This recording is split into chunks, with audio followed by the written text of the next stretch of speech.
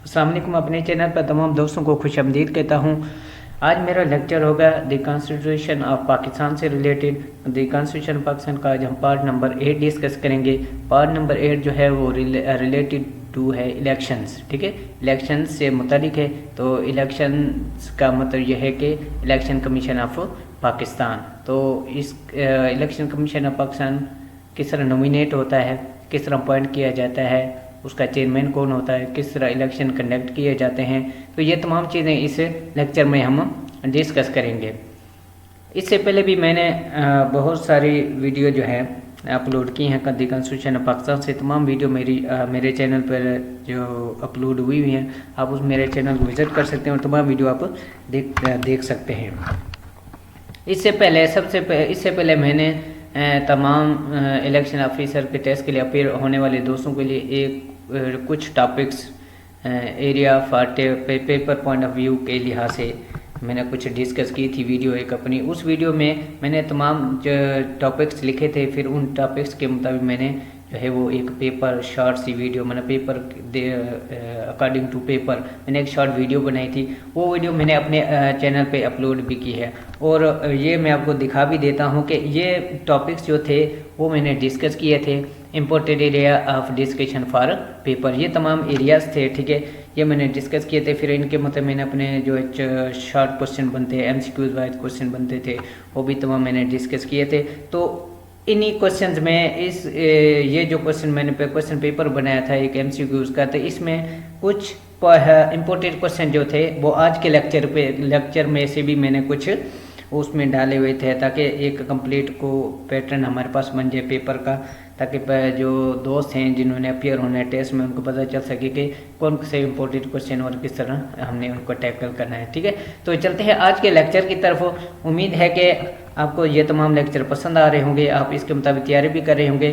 तो जो चीज़ मैं बता रहा हूँ, जो चीज़ मैं कह रहा हूँ कि ये इम्पोर्टेंट है, तो आपने उन चीज़ों को लाजमी देखना है। तो चलते हैं आज के पहले लेक्चर की तरफ। आज हम सबसे पहले डिस्कस करेंगे चैप्टर नंबर 1। चैप्टर 1 हमारा रिलेटेड है जी chief election commissioner and election commissions. ठीक है, तो चीफ इलेक्शन कमीशन और इलेक्शन कमीशन के मुद्दे आज हम डिस्कस करेंगे। ठीक है, इसका तमाम चीज़ें डिस्कस करेंगे। वो किस तरह इलेक्शन कमीशन अपॉइंट किया जाता है और किस तरह की और कौन करता है, और article the constitution of Pakistan कौन सा आर्टिकल जो है इसकी किस आर्टिकल में इसकी प्रोविजन है। ठीक है, तो चलते हैं सबसे पहले क्वेश्चन की तरफ के there shall be a chief election commissioner who shall be appointed by the president under article dash day. ठीक है, तो चीफ इलेक्शन कमीशन जो है वो नॉमिनेट किया जाता है बाय प्रेसिडेंट ऑफ पाकिस्तान से, बाय प्रेसिडेंट ऑफ पाकिस्तान। ठीक है, आर्टिकल 213 के सब सेक्शन 1 के तहत इलेक्शन कमीशन की अपॉइंटमेंट होती है और इसके इलेक्शन कमीशन को जो अपॉइंट करने वाली अथॉरिटी जो है वो है president of Pakistan. The chief election commissioner shell be appointed by the dash under article 213 sub section 1। ठीक है, तो ये प्रेसिडेंट होगा, तो ये पहले भी हम डिस्कस कर चुके हैं। ठीक है, नेक्स्ट क्वेश्चन है हमारे पास the no person shall be appointed to be commissioner unless he has been a dash. ठीक है, कोई भी शख्स जो है वो चीफ इलेक्शन कमीशन उस वक्त तक सिलेक्ट नहीं किया जा सकता या नॉमिनेट नहीं किया जा सकता जब तक कि वो जज ऑफ द सुप्रीम कोर्ट हो। ठीक है, या ऐसे बंदे को चीफ इलेक्शन कमीशन नॉमिनेट किया जाता है जो कि क्या हो, जज ऑफ द सुप्रीम कोर्ट हो, वो सर्विंग भी हो सकता है और रिटायरिंग भी। ठीक है, नंबर 2 पे क्या हो, वो सीनियर सिविल सर्वेंट हो। ठीक है, सीनियर सिविल सर्वेंट का मतलब यह है कि उसने सर्विंग की हो, इसकी क्या कहते हैं, सर्विंग की हो गवर्नमेंट की, वो तक BPS 22 एंड अबाउट। ठीक है, जो स्केल्स होते हैं इनमें जिसने सर्विस की और उसका टाइम पीरियड कुछ हो, मैंने 20 साल बच्चे जो कम अज़ कम जो है सर्विस की हो, तो फिर वो जो रिटायर्ड सीनियर सिविल सर्वेंट होगा वो भी कमिश्नर बन सकता है। ठीक है, या रिटायर्ड जज जो है ऑफ द सुप्रीम कोर्ट वो भी हो सकता है। ठीक है, या सर्विंग भी हो सकता है। नेक्स्ट हमारे पास क्वेश्चन है जी कि no person shall be appointed to be the commissioner unless he is a dash. ठीक है, वो था हैज़ बीन। ठीक है, जो के सर्व कर चुके होते हैं गवर्नमेंट के इंस्टीट्यूशन में, इसके बाद रिटायर्ड हो जाते हैं। ठीक है, फिर उनको अपॉइंट किया। लेकिन इस यहाँ पे लफ्ज़ है कि इसके अलावा मैंने जो रिटायर्ड ऑफिसर्स हैं या सिविल सर्वेंट है या जजेज है, इनके अलावा भी कौन जो है चीफ इलेक्शन कमिश्नर हो सकता है, तो उसमें है जी दी टेक्नोक्रेट। ठीक है, टेक्नोक्रेट भी जो है वो कमिश्नर के तौर पर अपनी खिदमत सरंजाम दे सकते हैं या अपॉइंट हो सकते हैं। नेक्स्ट हमारा question, what age is fixed for chief election commissioner under article 213 subsection 2। ठीक है, तो इनकी एज है not more than 65 years 68 years of age. 68 year से ज़्यादा एज नहीं होनी चाहिए जिस शख्स को भी चीफ इलेक्शन कमिश्नर नॉमिनेट किया जाता है या अपॉइंट किया जाता है। Senior civil servant mean civil servant who has, ठीक है, who has served for at least 20 years under federal or provincial government. ठीक है, सिविल सर्वेंट वो सीनियर सिविल सर्वेंट वो होता है जिसने कम से कम 20 साल जो है उसने सूबाई या फेडरल गवर्नमेंट में काम किया हो या गवर्नमेंट के इदारों में अपनी खिदमत सर अंजाम दी हो, तो वो सिविल सर्वेंट बन सकता है। Number 2, retired in BPS 20 or above. ठीक है, BPS 20 में या इससे ज़्यादा स्केल में या ग्रेड में रिटायर्ड हो वो पर्सन भी उस पर्सन को हम कहते हैं सीनियर सिविल सर्वेंट कहते हैं। नेक्स्ट हमारे पास क्वेश्चन है, technocrat means a person who is or has. ठीक है ना, तो इसके ये कौन हो सकता है जी, टेक्नोक्रेट हो सकता है जी holder of degree of at least 16 years of education recognised by HEC। ठीक है, ऐसा पर्सन जिसके पास कम अगर 16 साल डिग्री हो। ठीक है, और वो जो एजुकेशन जो उसने हासिल की है वो बाकायदा रिकॉग्नाइज्ड होनी चाहिए कि HEC हायर एजुकेशन कमीशन से वो बाकायदा रिकमेंडेड होनी चाहिए या वहाँ से क्या होनी चाहिए, रिकॉग्नाइज होना चाहिए। नंबर 2 पे है जी at least 20 years of experience including record of achievements at the national और इंटरनेशनल लेवल। ठीक है, कम से कम उसका 20 साल का तजर्बा हो जिसमें कि वो इंटरनेशनल लेवल का भी हो और नेशनल लेवल का भी उसमें एक्सपीरियंस या रिकॉर्ड ऑफ एक्सपीरियंस उसका शामिल है। ठीक है, under article 213 subsection 2A the prime minister shall in consultation with the देश for appointment of the commissioner. ठीक है, आइन के आर्टिकल 213 सबसेक्शन 2 के तहत प्राइम मिनिस्टर जो है वो किसके साथ मशावरत करेगा कमिश्नर की अपॉइंटमेंट के लिए, तो ये होगा जी the leader of the opposition in the national assembly. ठीक है, नेशनल असेंबली के जो भी अपोजिशन लीडर होगा उसके साथ प्राइम मिनिस्टर ऑफ पाकिस्तान को डिस्कस करना पड़ेगा कमिश्नर की अपॉइंटमेंट के लिए। The Prime Minister shall, in consultation with the leader of the opposition, how many names forward to a parliamentary committee under Article 213 subsection 2A। ठीक है, प्राइम मिनिस्टर और leader of opposition के दरमियान अगर consultation हो जाती है, ठीक है ना, तो फिर वो कितने नाम जो है पार्लियामेंट्री कमेटी की तरफ भेजेंगे, तो वो होंगे जी 3 names. In case there is no consensus between the Prime Minister and leader of opposition, each shall forward separate list to देश। ठीक है, अगर कंसेंस नहीं होता, ठीक है, appointment on the appointment of the commissioner, तो फिर लीडर ऑफ अपोजिशन और प्राइम मिनिस्टर जो है वो सेपरेट लिस्ट जो है वो भेजेंगे किसको जी, दी पार्लियामेंट्री कमेटी वो भेजेंगे।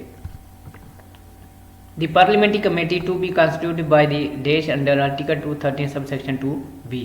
ठीक है, तो पार्लियामेंट को कौन अपॉइंट कर सकता है या कॉन्स्टिट्यूट कर सकता है, तो पार्लियामेंट्री कमेटी को कौन बना सकता है या किसकी अथॉरिटी के वो इसको कॉन्स्टिट्यूट करे, तो ये इस पावर है जी speaker of the national assembly. ठीक है, नेशनल असेंबली का जो भी स्पीकर होगा वही पार्लियामेंट्री कमेटी बना सकता है या कॉल कर सकता है। ठीक, अंडर आर्टिकल 213 के सब सेक्शन 2B के तहत। The parliamentary committee shell comprise. ठीक है, पार्लियामेंट्री कमेटी जो है वो किस पे मुश्तमल होती है, ठीक है, या कितने मेंबर्स पे मुश्तमल होती है, तो ये होते हैं जी 50% मेंबर फ्रॉम ट्रेजरी बेंचेस। ठीक है, और 50% मेंबर्स फ्रॉम अपोजिशन पार्टीज़। ठीक है, अपोजिशन पार्टीज़ में से 50% जो है वो बंदे नॉमिनेट किए जाएंगे, लेकिन वो अकॉर्डिंग टू द स्ट्रेंथ होगी कि पार्टीज़ की जो है ना वो स्ट्रेंथ कितनी है, और स्ट्रेंथ से के अलावा भी जो पार्टी का लीडर होगा जो बंदे नॉमिनेट करेगा वही बंदे इस पार्लियामेंट्री कमेटी का हिस्सा बनेंगे।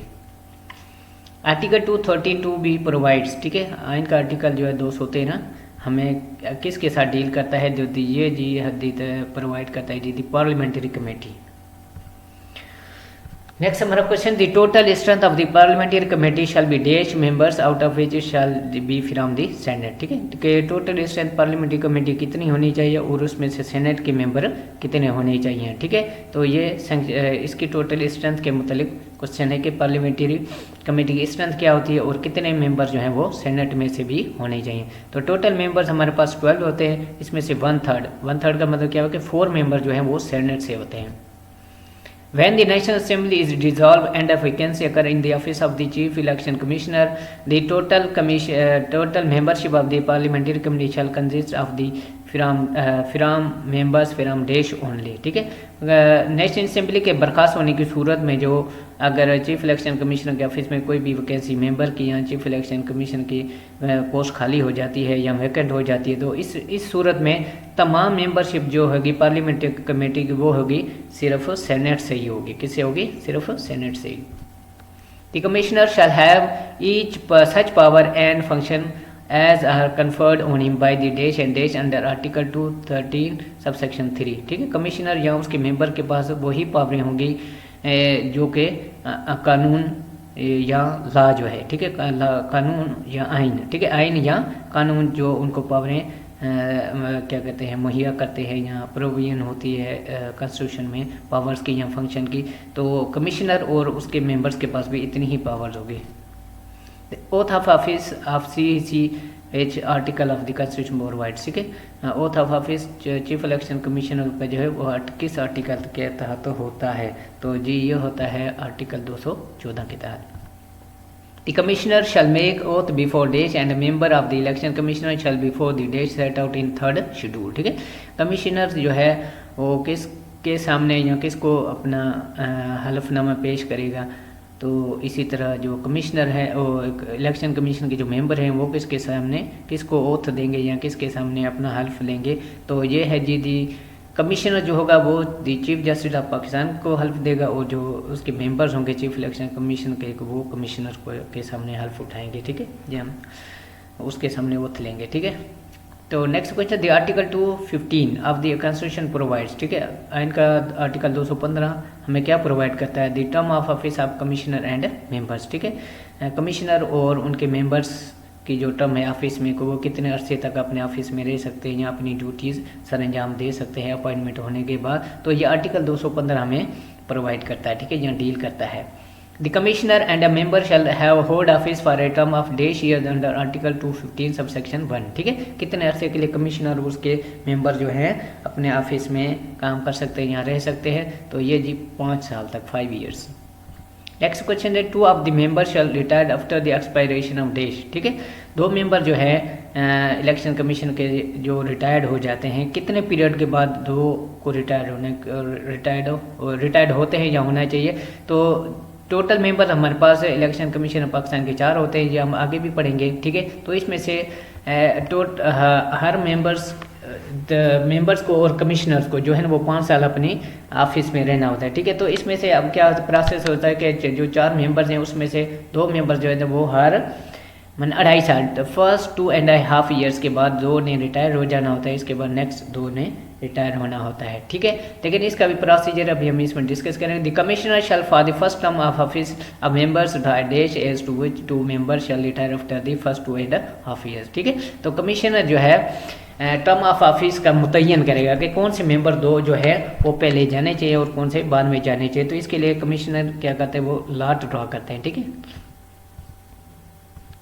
नेक्स्ट क्वेश्चन है the term of office of a member appoint to fill a casual vacancy, उसका जो होता है वो अनएक्सपायर्ड टर्म होता है। ठीक है, अगर कोई मेंबर है और ठीक है उसकी टर्म को क्या हो जाती है किसी भी सूरत में, डेथ की सूरत में या रिज़ाइन की सूरत में, अगर कोई और बंदा इसकी जगह पे अपॉइंट होता है, उसकी सीट पे अपॉइंट होगा, तो वो जो बंदा नॉमिनेट होगा या मेंबर नॉमिनेट होगा उसकी जो टर्म होगी वो अनएक्सपायर्ड टर्म होगी। ठीक है, नेक्स्ट क्वेश्चन हमारे पास द कमिश्नर और a member shall not be removed from office accept in the manner prescribed in dash under article 215 subsection 2। ठीक है, कमिश्नर या उसके मेंबर को उसके ऑफिस से रिमूव नहीं किया जाएगा सिवाय इस मैनर के जो कि आइन में दिया गया है। आइन के article 209 for the article 209 for the removal from office of a जज। ठीक है, जो भी किसी जज को ऑफिस से रिमूव करने का मेथड जो आर्टिकल 209 में दिया गया है उसी के मुताबिक कमिश्नर और उसके मेंबर को भी उसके ऑफिस से रिमूव किया जाएगा। इसके अलावा जो है कोई भी डायरेक्ट या अपनी डिस्क्रिप्शन के मुताबिक जो है कमिश्नर या उसके मेंबर को जो है अपने ऑफिस से रिमूव नहीं कर सकता। The commissioner or member may by writing under his hand addressed to the dash resign his office under article 215 subsection 3। ठीक है, कमिश्नर या उसके मेंबर जो हैं बाई हैंड, मैंने अपने हाथ से लिख के अगर एड्रेस करेंगे, वो किसको एड्रेस करेंगे, अपने रिज़ाइन के लिए या अपने ऑफिस से रिज़ाइन अपने ऑफिस को ख़त्म करने के लिए या अपने ऑफिस से रिज़ाइन देने के लिए, तो वो प्रेसिडेंट ऑफ पाकिस्तान को एड्रेस करेंगे। ठीक है, अगर उन्होंने अपना ऑफिस छोड़ना है, उन्होंने फर्दर अपनी ड्यूटी सर अंजाम नहीं देनी है, तो फिर वो अपने हाथ से ही रिज़ाइन लिखेंगे और वो एड्रेस करेंगे प्रेसिडेंट ऑफ पाकिस्तान को। प्रेसिडेंट ऑफ पाकिस्तान अगर एक्सेप्ट करेगा तो फिर वो मेंबर अपने ऑफिस में फिर नहीं रह सकेगा या वो रिज़ाइन कर देगा। ठीक है, नेक्स्ट है जी, the vacancy in the office of the commissioner और member shall be filled within. ठीक है, कितने दिन में जो है कमिश्नर या उसके मेंबर की सीट खाली हो जाती है। ठीक है, तो वो कितने दिन में फिल होनी चाहिए, तो ये दिन बनते हैं हमारे पास 45 डेज। ठीक है, 45 डेज में लाजमी तौर पर कमिश्नर या उसके मेंबर की सीट को फिल करना चाहिए। ठीक है, ये हमें कॉन्स्टिट्यूशन ऑफ पाकिस्तान इसकी प्रोविजन कर देता है। ठीक है, तो this is end of video, thanks for watching, अल्लाह हाफिज़। उम्मीद है कि ये वीडियो आपको पसंद आई होगी। किसी भी क्वेश्चन की सूरत में आप हमें कमेंट्स कर सकते हैं। हर वीडियो के डिस्क्रिप्शन में मेरा व्हाट्सअप नंबर जो है मेंशन होता है, तो आप मुझे व्हाट्सअप भी कर सकते हैं किसी भी प्रॉब्लम की सूरत में। इंशाल्लाह उम्मीद है कि मैं आपके क्वेश्चंस के अच्छे से आंसर भी दूंगा। ठीक है, तो इस वीडियो को ज़्यादा से ज़्यादा लाइक करें, शेयर करें। ठीक है, तो उम्मीद है कि आपको ये तमाम वीडियो जो मैंने इससे पहले अपलोड कर दी हैं वो भी पसंद आई होंगी। थैंक यू, अल्लाह हाफिज़।